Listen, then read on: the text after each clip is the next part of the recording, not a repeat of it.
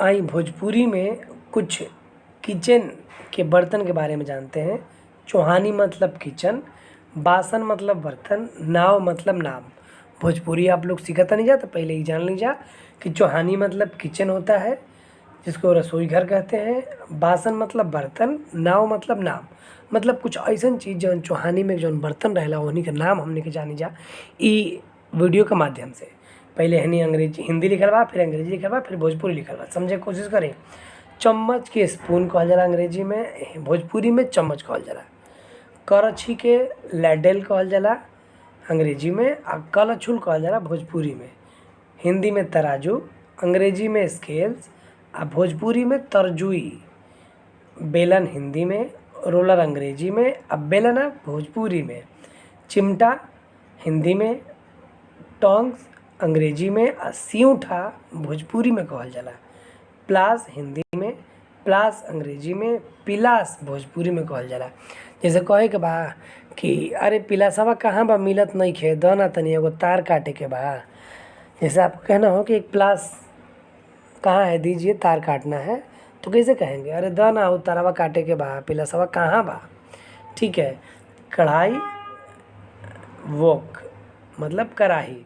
कहते हैं ना कि एक कढ़ाई खाना बनावे के बा, एक कढ़ाई सब्जी बनावे के बा। कढ़ाई मतलब कढ़ाई। और चाय वाली छननी को साइब कहते हैं, जिसको चाय छन्नी कहते हैं भोजपुरी में। और थाली को अंग्रेजी में प्लेट कहते हैं और थरिया कहते हैं भोजपुरी में।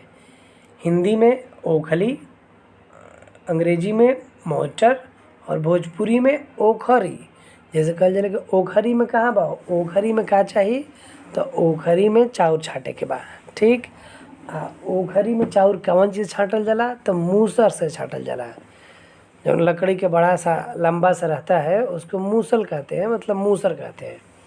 देखिए हिंदी में डिब्बा कहल जाला, कंटेनर कहल जाला अंग्रेजी में, और डब्बा कहल जाला भोजपुरी में। बाल्टी कहल जाला हिंदी में, बकेट कहल जाला अंग्रेजी में, और बल्टी कहल जाला भोजपुरी में। एक बाल्टी पानी लिया बना। छलनी कहल जाला हिंदी में, स्टेनर कहल जाला इंग्लिश में, आ चलनी कहल जाला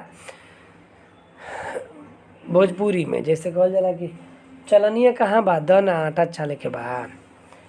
तवा कहल जाला हिंदी में, पैन कहल जाला अंग्रेजी में, आ तावा कहल जाला भोजपुरी में।